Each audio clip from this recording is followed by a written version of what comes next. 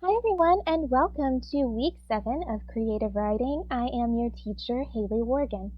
Thank you all so much for joining me for another week of creative writing. For those of you who are catching up and turning in your assignments now, I just want to say thank you. I know that this is a very difficult time. I really appreciate you guys putting in the effort to get your work turned in. And again, if you have any questions or if there's anything I can do to help, please email me. I always include my email address in the classroom notes and in the PowerPoint presentation that I attach to the lesson for the week. Okay, so last week we talked a little bit about characters and we talked about imagery as well, and how imagery, so things related to the senses like touch and sight and taste and smell and sound, all of those things can really help you understand your character better, and they can help you describe your character better to your readers. We looked at 4 images last week. I'm going to include them later in this presentation as well and in your slide presentation.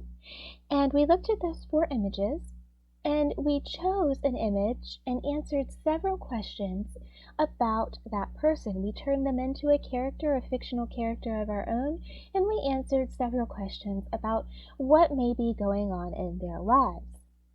This week, I would like us to build on that a little bit. So before we do, I'd like to talk about the differences between a speaker versus a poet.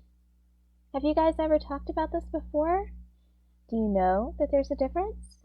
So before we get into what the difference is between a speaker and a poet, I'm going to read a piece for you, a poem here, and maybe you'll understand the answer before I even give you the definition, okay?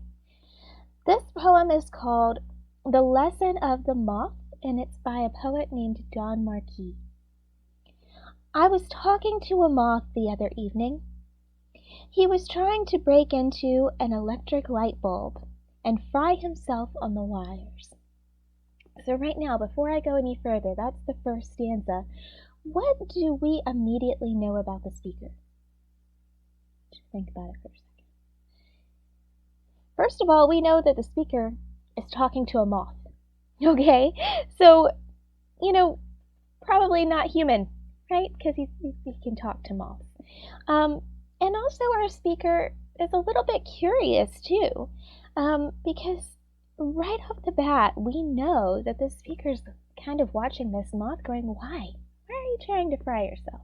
Okay, I'm going to start over. I was talking to a moth the other evening. He was trying to break into an electric light bulb and fry himself on the wires. Why do you fellows pull this stunt? I asked him. Because it is the conventional things for moths, or why, if that had been an uncovered candle instead of an electric light bulb, you would now be a small, unsightly cinder. Have you no sense? Plenty of it, he answered, but at times we get tired of using it. We get bored with the routine and crave beauty and excitement. Fire is beautiful, and we know that if we get too close, it will kill us. But what does that matter? It is better to be happy for a moment and be burned up with beauty than to live a long time and be bored all the while. So we wad all our life up into one little roll, and then we shoot the roll. That is what life is for. It is better to be a part of beauty for one instant, and then to cease to exist than to exist forever and never be a part of beauty. Our attitude toward life is to come easy, go easy. We are like human beings used to be before they became too civilized to enjoy themselves. And before I could argue him out of his philosophy, he went and immolated himself on a patent cigar lighter. I do not agree with him. Myself, I would rather have half the happiness and twice the longevity. But at the same time I wish there was something I wanted as badly as he wanted, to fry himself. And then there's a little dash at the bottom, and it just says the name Archie. Now, right off the bat, there are some things that we can ask ourselves about this poem. First of all, our speaker disagrees with this moth even at the end, right? Because he says, I would rather have half the happiness of life and live twice as long, right? I would rather have twice the longevity. So the speaker and the moth kind of are opposite of one another here. Now, how does the speaker feel about the moth? We can kind of hear a little bit of it in his tone, right? I mean, he's a little condescending, meaning he feels like he's a little bit better than this moth. Now, based on the moth's response to the speaker, how do you think he would answer this question? Does beauty matter? Personally, I think the moth here does think beauty matters, but maybe he has a different definition of beauty than the speaker does, right? So, finally, how does the speaker compare himself to the moth?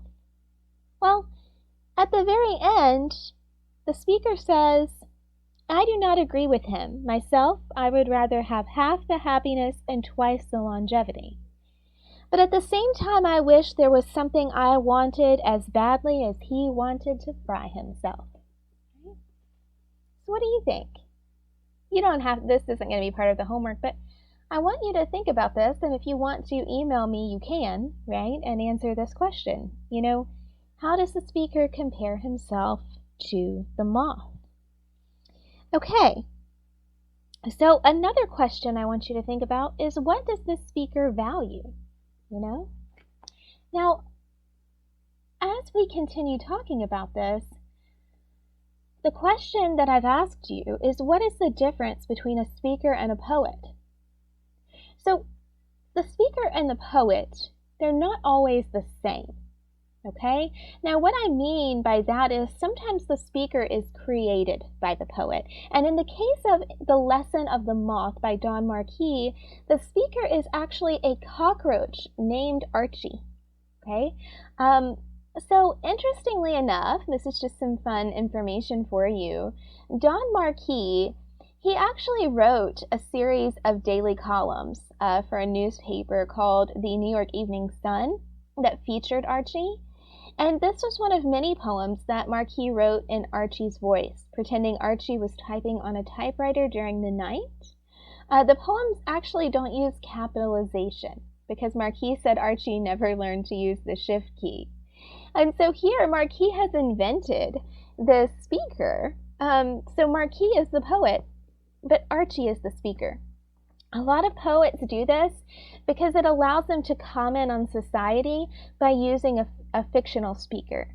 So they can kind of go outside of their own experiences a little bit maybe, or they can comment on something like beauty, for instance, someone's definition of beauty, someone's definition of risk, as Archie comments, as Archie is used to comment on the question of beauty and the importance of beauty in The Lesson of the Moth. So last week, we chose a character from a series of photos and we answered questions about them. So I'm going to again include the photos definitely in the slide presentation. And you know what? Let's just go ahead and run through them right now as well.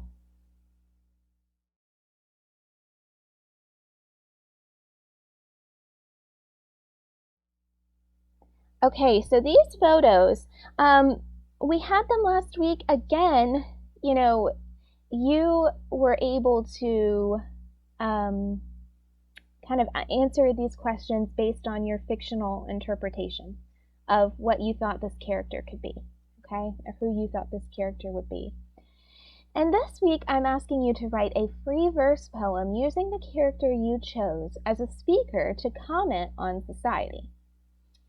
So, reminder here, a free verse poem does not contain regular patterns of rhythm or rhyme, right? But it does often use repetition, so repeating a word or repeating a phrase to emphasize meaning, okay? So last week, I chose the elderly gentleman standing in front of a road and fields, and he's dressed very nicely. It looks like he has a suit and a jacket on here. And so I have the answers to my questions in a previous slide from week 6. You can go back and see them. But some things I discussed, were the fact that he was older. He has wrinkles on his skin. He could smell the rain in the air. He could hear dogs barking.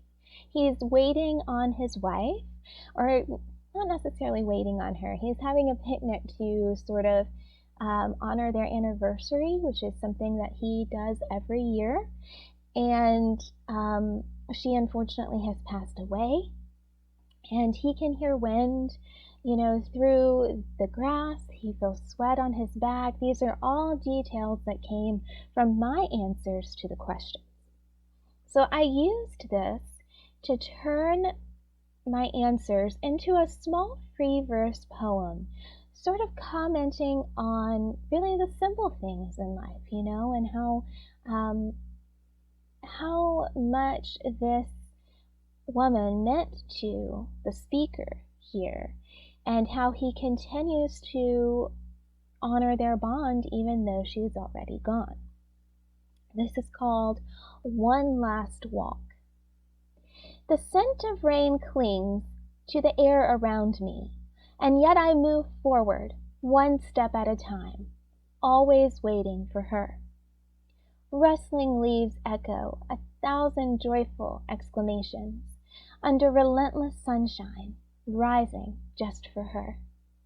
These old bones creak from the front porch to the old tree where 46 picnics were held to celebrate our past and my forever waiting for her.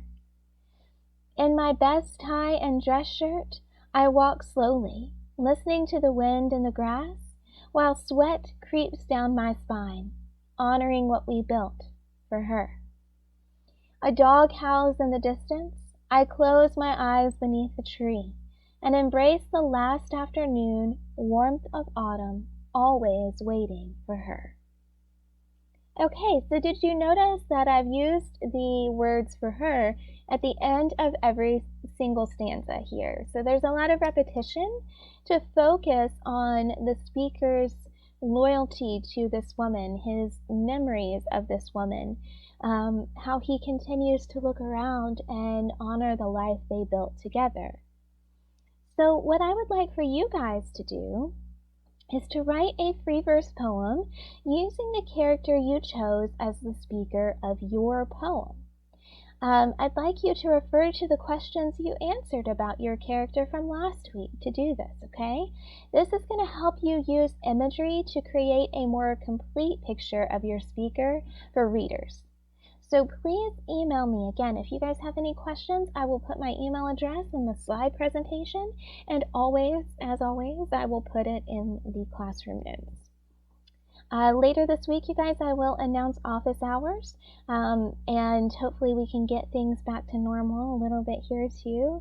I hope you guys had a great snow week and that you stayed safe and warm. And if you have any questions, again, as you continue to complete your work, please reach out to me. I'll be happy to help you any way I can. Okay, guys, one last thing for you. I hope you are still writing in your journals. I haven't really given you a lot to journal kind of prompts in the last few weeks because I know that a lot of you are just trying to catch up. But what I would like you to think about in your journals this week is if you could share one thing that has made a difference in your life, or one person or one event that has made a positive difference in your life with the world, what would it be? What has helped you and inspired you to grow and learn? It could have been a mistake that has taught you a valuable lesson that you've grown and learned from. It could be a person who has believed in you and supported you, that has helped you realize that you are amazing and you can do great things. So think about that in your journals this week, okay? All right.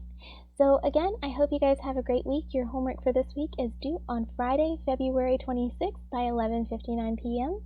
And I hope to see you in office hours, but if not, I will be posting another video next week. Thank you guys so much, and see you soon. Bye!